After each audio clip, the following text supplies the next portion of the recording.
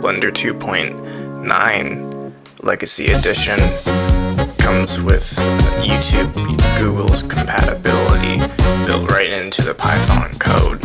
You can run it on your motherboard, inside of your GPU, and it's great. You can do some pretty crazy things, and I wanted to show you some of those things today using my Oculus Quest. You want to go ahead here and go and hit Save Page As, and I've already done that. And I'll just open it in Blender and plug it into my matrix node tree. And I can't see. There.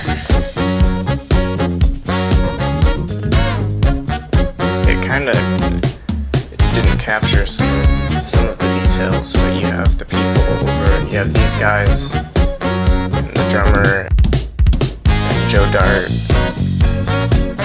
Yeah, everybody's made it in, actually.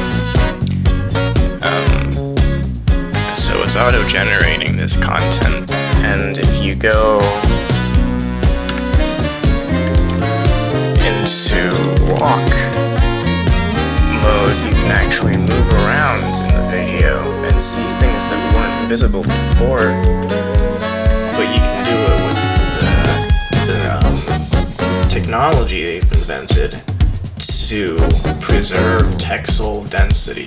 This is the kind of stuff they used to use back when the polygons were still strung up on lattices, but that's not how we do things anymore. You just really gotta make sure that you keep it all low down and don't overclock your highs too much, otherwise your curves, your graph get misaligned and you're gonna have a really bad time to get everything to move.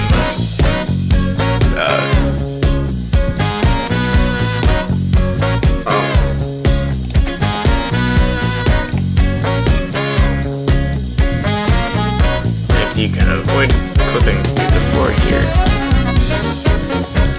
to see some interesting stuff. Yeah, I'm not sure about this, but I think I'll make another tutorial